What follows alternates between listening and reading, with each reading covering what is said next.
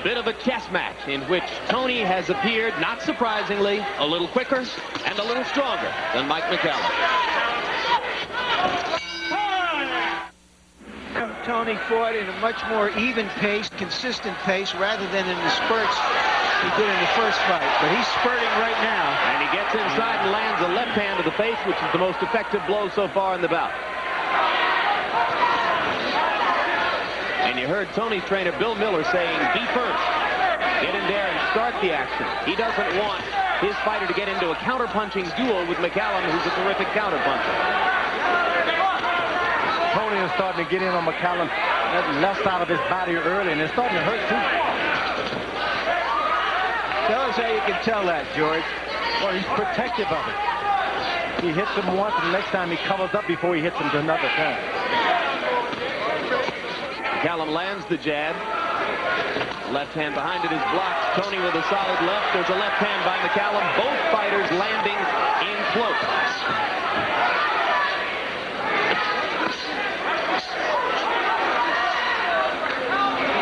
McCallum trying to set up the jab by going to the body first. Toney was able to slide his head out of the way. But here's the inconsistency of James Toney within a round. You saw him begin with a busy spurt, stay busy for about 20 seconds. Now he's letting McCallum set the pace.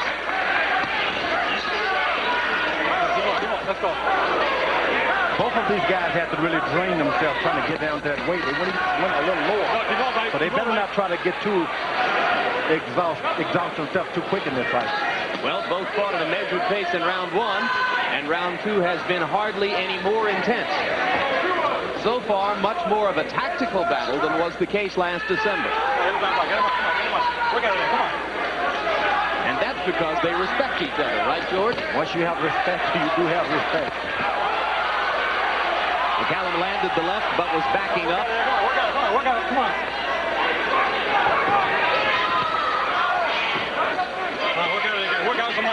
Watch with that shoulder, Mike.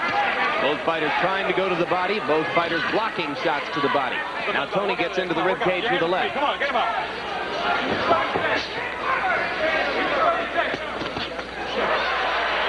Left hook inside from McCallum as Toney dropped the right hand. If you've just joined us, we're in the second round on HBO's World Championship Boxing. It's the IBF middleweight battle between champion James Toney in the gold trunks and challenger Mike McCallum in the red, a rematch of their fight in December of 1991, which was a spirited draw, rated by some observers as the best fight in the sport in the year 1991. We've had a tactical battle through 2 rounds. Both fighters showing flashes. Neither fighter to the vacant IBF welterweight title, left vacant by the defection of Pernell Whitaker to the 140-pound class. It was Freddie Pendleton, the veteran, against Tracy Spann, and they fought for the IBF lightweight championship in round 1. The left-hander Spann landed that solid left hand to drop Pendleton on his trunks and take a seeming tactical advantage in the bout. But then, 2 minutes into round number 2, you will see their heads collide right there. And that accidental headbutt opened a massive cut over the right eye of Freddie Pendleton because of the depth and the size of the cut. The bout was stopped and called a technical draw. Pendleton will be matched against Spann again 4 or 5 months from now, still for the IBF lightweight championship. McCallum is giving a clinic right now. You saw You saw the punch count numbers that gave McCallum the edge in the second round. We'll see if this continues to be a battle of technique. And if it is, it plays into McCallum's favor. Toney landing a left hand and a right hand and another left in close. And Toney once again spurts to begin the third round as he did at the beginning of round 2. And he should do more because the veteran fighters, they spar all the time, and he's allowing them to have a sparring match in here.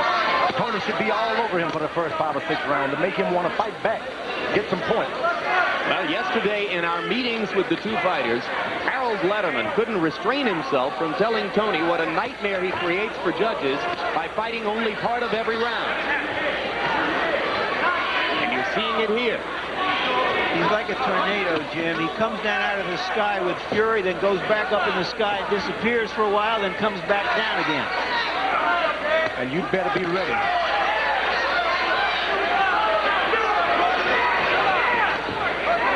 Non-Perel trainer Eddie Futch had told McCallum that he wanted him to get in and pressure Toney at the end of those spurts and take advantage of the fact that Toney doesn't want to fight the full 3 minutes of every round. But McCallum seems to want to stay away for the time being. The biggest mistake McCallum can do right now is start allowing Toney to jab him. If he gets his confidence in that jab, the fight is over. So how can he prevent Toney from jabbing him? Stay away from him, further away, because he has the greater reach, stay the distance.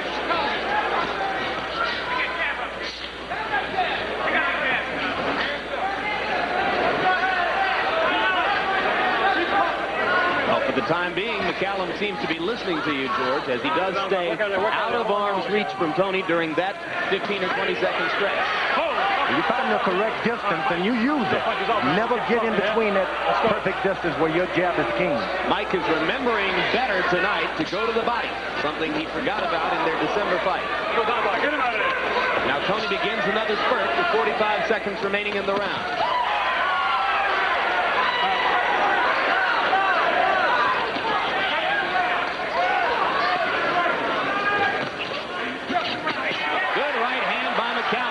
Set up by the triple left jab. And there he goes again. Jab, jab, jab. Looking for the right hand one more time.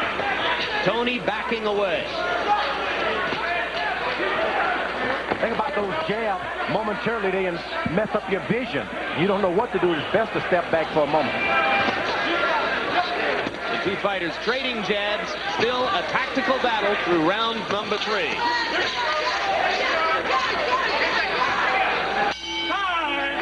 Or whether he wants to try to impose his youth and strength on the old guy. And they warned McCallum in the corner to watch, don't let him steal you with that right hand. And Toney stole him that time.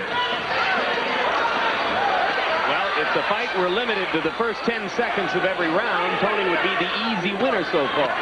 But the spurts at the beginning of each round have not been followed with consistent action throughout. Another good right hand by Toney. There's a good right hand. You're right, George. He temporarily wobbles Mike McCallum, but he stands in there anyway. And McCallum got instructions from his corner. Don't let him steal you with the right hand.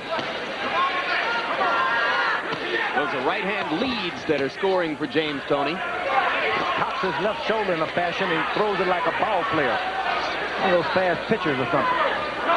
Kind of tries to lull you for about a half second with that cocked shoulder. I guess it does. That time the right hand missing for Toney, and Mike McCallum had the right hand stuck in James's face.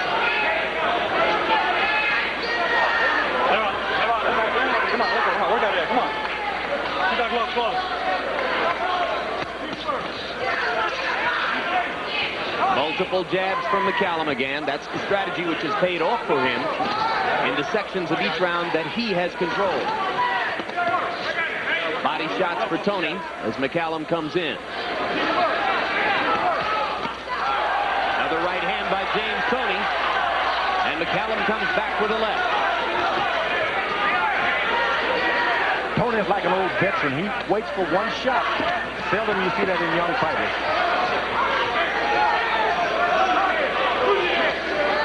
While he's waiting, George, McCallum is hitting. But while McCallum has the tactical advantage, it is Toney who lands the harder shots. That's right, and the judges are going to have to pay a lot of attention to that, especially when you got a crowd who can see that. Get him out, work out, come on.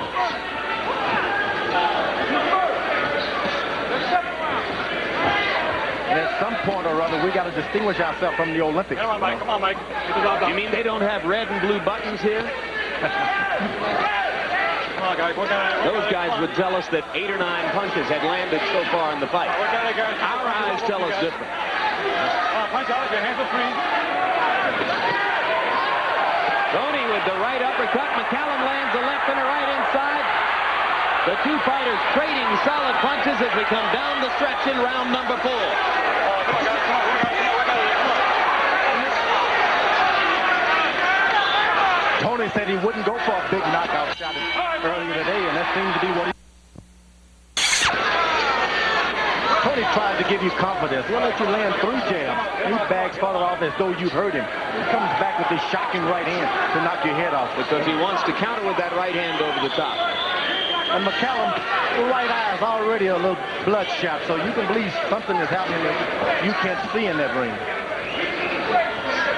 Mike, the body snatcher McCallum, still not getting as much as he'd like, I'm sure, to the body of James Toney.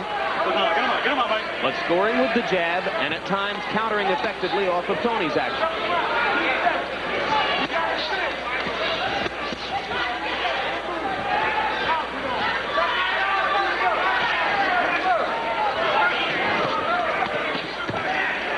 There were 2 body shots, a left and a right by McCallum.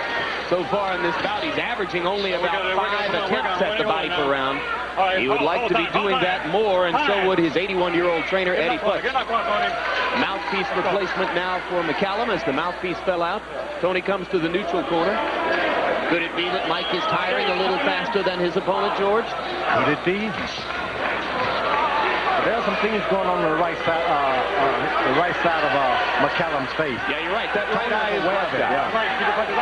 Right hand lands flush for Toney as referee Joe Cortez steps in with another instruction. Get him on. Come on, let's go work out of that, guys. 2 good body shots from Toney and a left hand that split McCallum's defense. Right hand over the top by McCallum landed. And Mike just misses with the solid right cross that would have done some damage. Uppercuts inside for Toney land. Both fighters scoring. Toney it's all right. He feels good about just hurting him and making him respect him. He doesn't seem to want to go for the finish, so that's good for a young fighter. Toney seems to be measuring his effort and biding his time in the first 6 rounds. George, would you endorse that strategy? I think so, because that's the one thing the younger fighters don't have, patience.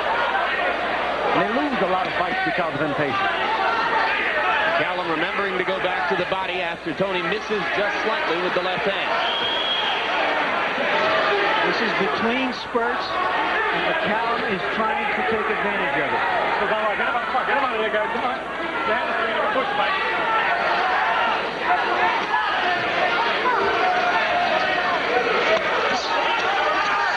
A seemingly even bout as they get to the end of the 5th round. To dig himself a hole in the first half of the fight, climb out of it in the second half. Sometimes when you give it all you got once and all you get is a draw, it bothers with you. You say,